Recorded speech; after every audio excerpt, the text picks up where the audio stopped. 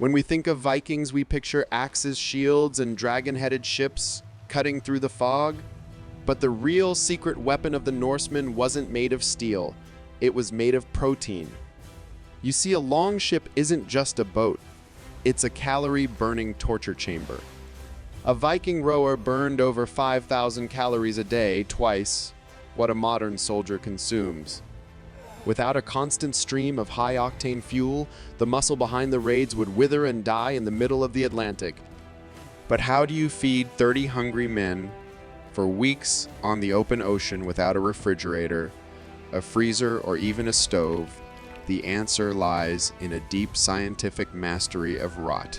The Vikings didn't just preserve food, they declared war on moisture. They understood that water was the enemy, the playground where bacteria partied and food died. So their first line of defense was the wind. In the freezing winds of Norway, they hung code on massive wooden racks until it was dehydrated into a substance known as hard fisker. This wasn't fish jerky, it was a fish plank. It was so hard you could use it to hammer a nail. To eat it, you didn't chew. You smashed it with the pommel of your sword until it shattered into edible splinters. It was brutal on the jaw, but it was genius. By removing the water, they removed the weight.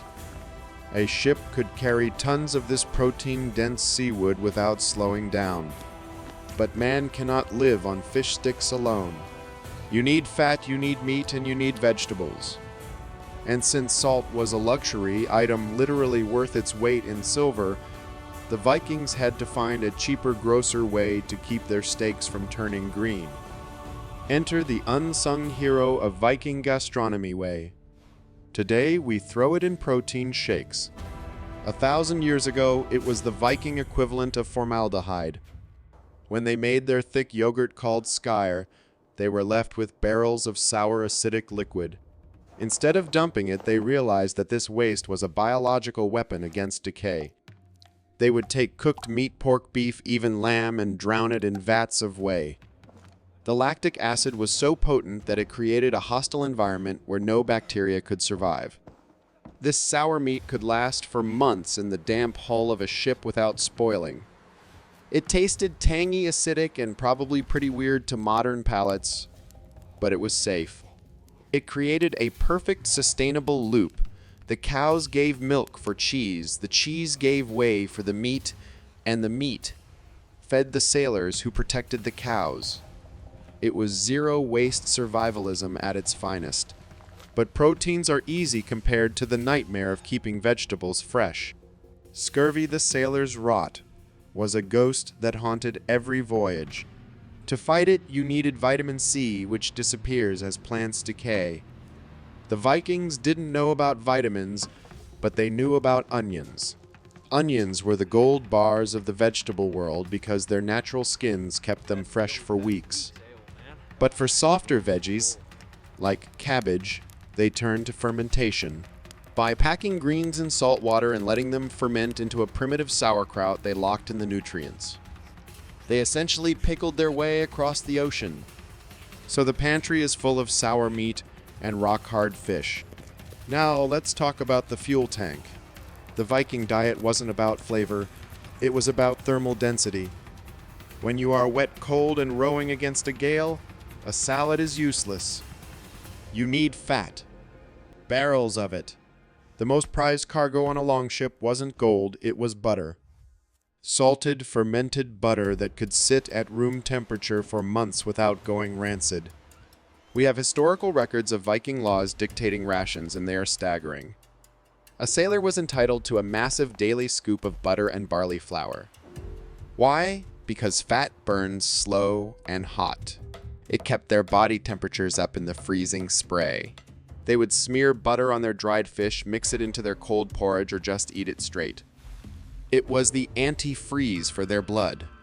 Along with this, they packed dried fruits and nuts, mixed with honey, nature's only eternal sweetener, creating energy-dense Viking granola bars that provided a quick sugar rush during battle or storms. But here is the crushing reality that movies never show you. All of this food, the butter, the meat, the fish, was eaten cold. Every single day. A Viking longship is basically a giant floating tinderbox. It's made of wood sealed with flammable pine tar and packed with wool sails. Lighting a fire on deck was a recipe for suicide. There was no galley, no stove, no warm hearth. For weeks on end, the crew existed on a diet of cold, chewy, sour rations. Imagine eating cold oatmeal mixed with sour pork and butter while being sprayed with freezing salt water. It wasn't a meal, it was a chore. This culinary misery dictated their entire naval strategy. Vikings didn't just sail into the void, they island hopped. They were constantly scanning the horizon, not just for plunder, but for a beach. Viking law actually mandated that the ship's cook go ashore twice a day, if possible, to boil a cauldron of porridge or stew. These cooking landings were vital for morale.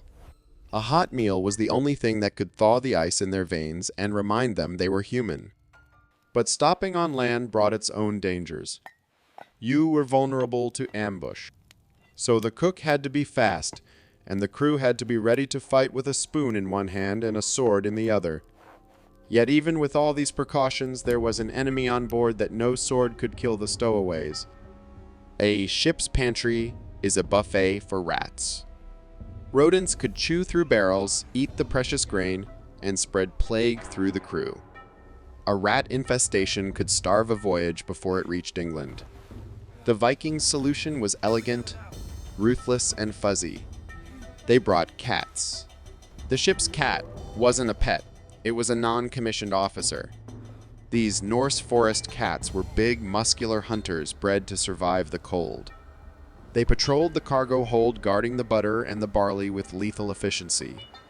Genetic studies show that Viking cats spread across the globe, hitching rides to Turkey, Greenland, and possibly North America. They were the unsung guardians of the food supply, trading purrs for pest control. Alongside the cats, the Vikings used engineering to protect their stash. Their sea chests and barrels were masterpieces of cooperage, fitted with tight waterproof lids that kept out the rats, the seawater, and the rot. Every container was a fortress protecting the lifeblood of the ship. Ultimately, the Viking ability to preserve food was the foundation of their empire. You can have the best ships and the strongest warriors, but if your food rots in a week, you are just a fisherman. By mastering the arts of drying, souring, and salting, they turned time into an ally. They could sail further, stay longer, and strike harder than anyone else in Europe. Their diet was gross, repetitive, and grueling, but it worked. It turned the Atlantic Ocean from a barrier into a highway. So the next time you open your fridge, spare a thought for the Viking chewing on a piece of dried cod, dreaming of a hot bowl of stew. The Viking pantry proves that logistics win wars. Their food hacks were born of desperation and honed by centuries of harsh winters. They didn't need modern technology, they just needed to understand the chemistry of nature better than their enemies. If you enjoyed this deep dive into the gut of the Viking war machine, hit that subscribe button. What Viking delicacy would you be brave enough to try? Let us know in the comments.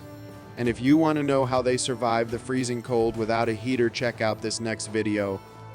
When we look back at history, it's easy to focus on the battles and the kings. But the true story of human expansion is written in calories. The Vikings didn't conquer the world because they were bloodthirsty. They conquered it because they were organized. They were masters of supply chain management long before the term existed. Their ability to plan months in advance to calculate rations down to the last scoop of butter and to preserve food in the most hostile environment on Earth is a staggering achievement of human ingenuity. Every time you eat jerky sauerkraut or even a protein bar, you are using technology that the Vikings perfected. They proved that with enough preparation and a strong stomach, you can survive almost anything. Their legacy isn't just in the lands they discovered, but in the very methods of survival that allowed them to get there. So the next time you're planning a camping trip or just packing a lunch, remember the Norsemen. Remember that sometimes the most important weapon isn't the sword in your hand, but the dried fish in your pouch. Stay hungry, stay curious, and keep exploring.